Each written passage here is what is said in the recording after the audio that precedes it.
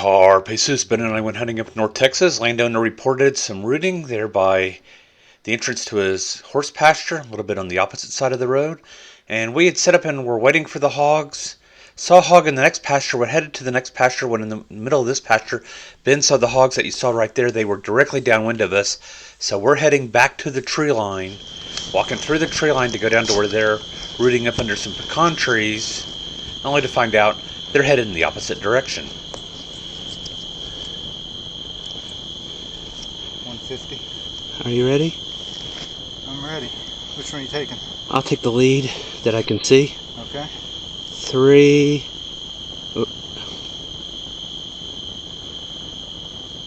3, 2. Apparently I forgot the number 1.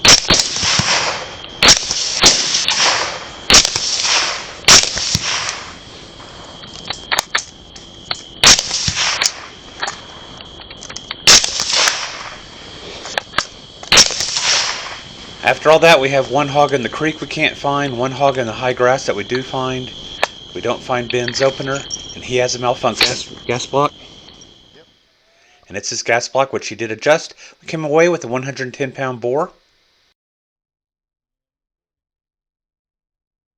For this next hunt, we're driving down a dead-end road that bisects the property that I hunt, and there at the end of the headlights is a hog in the middle of the road.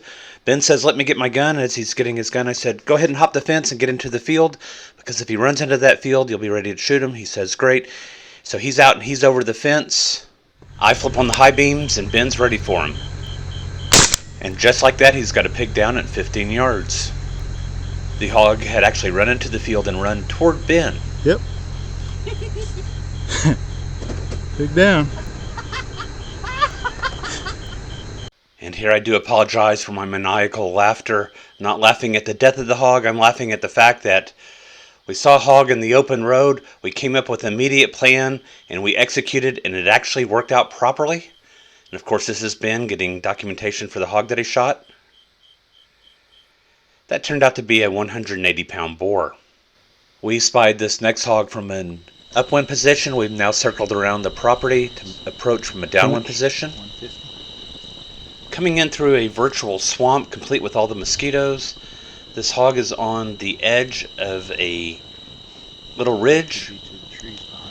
I'm getting 51 or 75, but it's all brush. So he's on the crest of this little bowl area. It's a little valley that it's going to open up behind the hog. Wait. Where I thought I saw a sounder. Let's see if he goes back to eating first.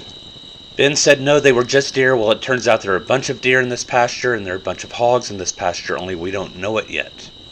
And we don't have a shot on this hog because we don't know what's behind it, and we know the pasture falls away behind where it's staying. I don't know now. So we move up to where it was and have a completely different view of the pasture. Yeah, is that by the road? Yeah. That's going to be that barrel? And we're trying to find out what happened to our hog. And those are the horses that were behind him? So that's why we didn't shoot, because there could have been something like horses behind him. You got. So we find the hog. It's right downhill. I've got a great shot on it. A downward angle. At this point, I'm just waiting for Ben to say that he's ready. And then he drops this truth bomb on me. Are you good for him? I think there is a sounder to the left. No way. Yes, sir. Oh, I thought so. Well, that's going to change everything. Hold on. They're at 187. So we are going to want to move up. Brass Catcher by Tactical Brass Recovery.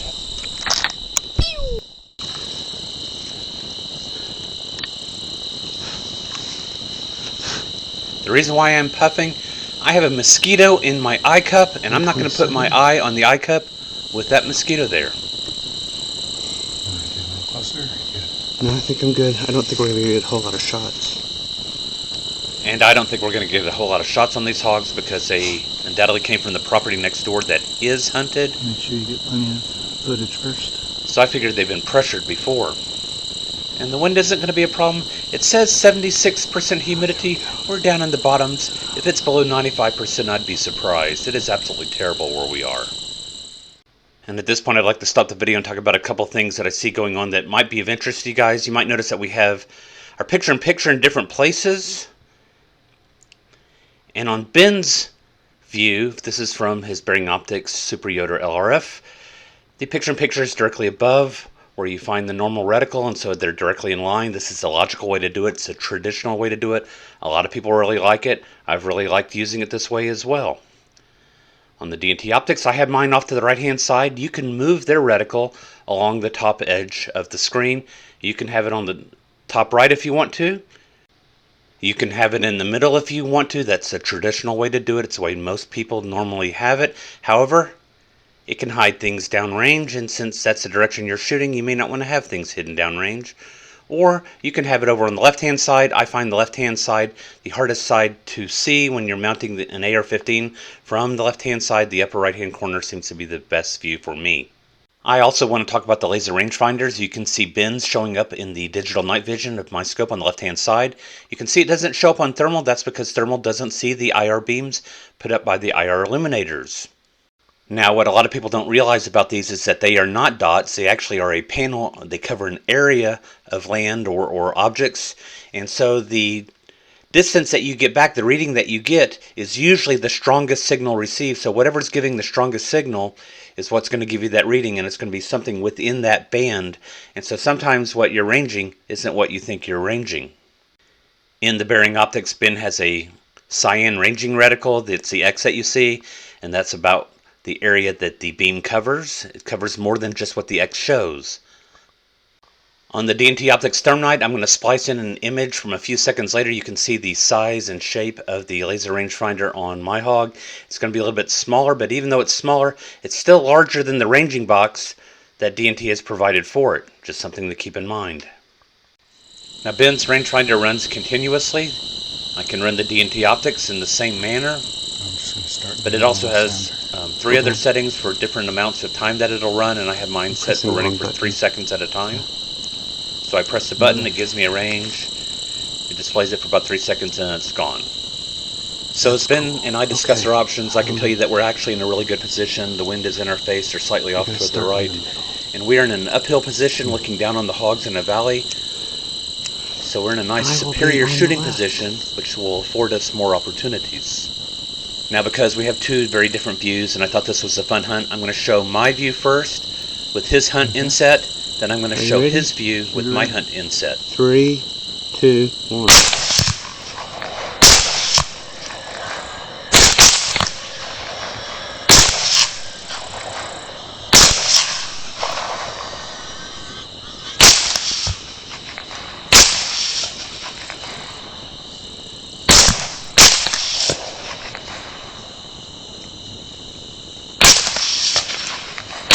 .253. Nice. Safe. I hear pig noises. I got it.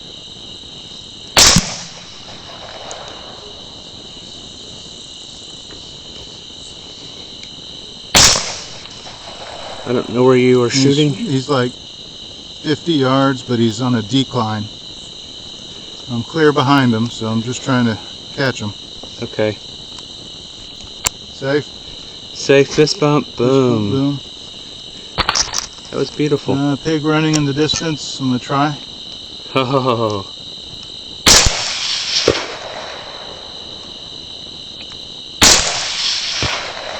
That was amazing.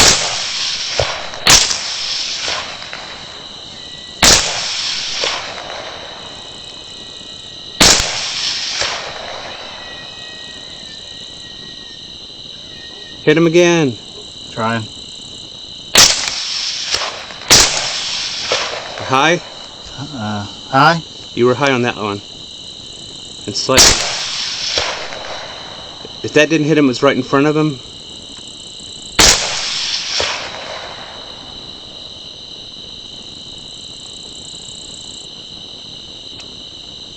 Okay. How far was that shot? 253. That was a great shot, Ben. Thank you, sir. For my contribution, I came away with 3 hogs, including this 165-pound boar, a 175-pound sow that was pregnant with 6 on board, and a 205-pound sow with 3 on board. And we did not show the fetuses this time because the bugs were eating us up so badly. We just cut and ran. Literally. And now Ben's view. Are you ready? Shooter ready. 3, 2, 1. Now this hog that just went down, we did not realize it went down. We didn't look for it. We never found it. We never counted it.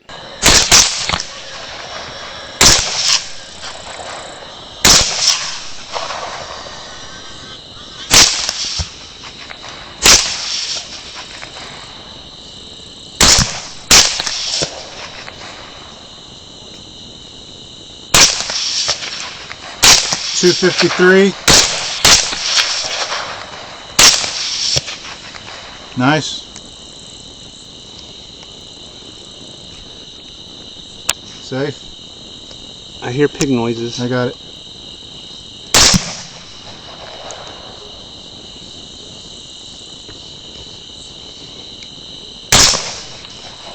I don't know where you are shooting. He's like 50 yards, but he's on a decline. I'm clear behind him, so I'm just trying to catch him. Okay. Safe. Safe fist bump. Boom. Boom. That was beautiful. Pig running in the distance. I'm gonna try. Oh.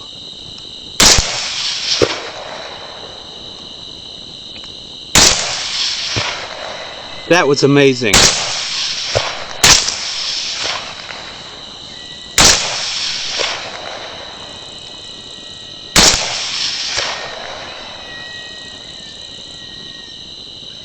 Hit him again. Trying. High? High. You were high on that one. And slightly. If that didn't hit him, it was right in front of him. That hog is down. We know it's down. We spent 15 minutes looking for it, but we never found it. The bugs were terrible. Okay. How far was that shot? 253. That was a great shot, Ben.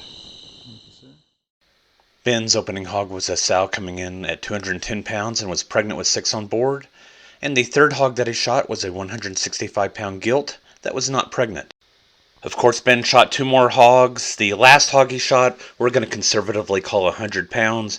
We watched that spot for about 4 minutes. Nothing moved from there, so that hog is definitely dead. And then the second hog he shot that went down that we never looked for, we don't know whatever happened to it, and we're not going to count it. And that did it for the night. 3,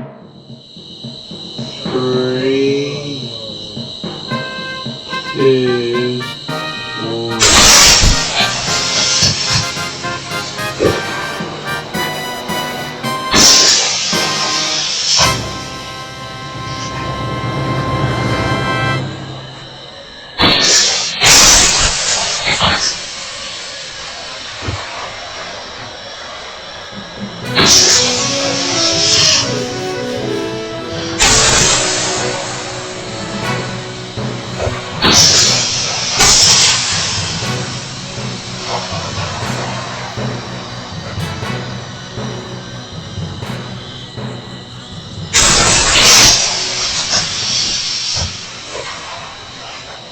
Carpe sus, my friends.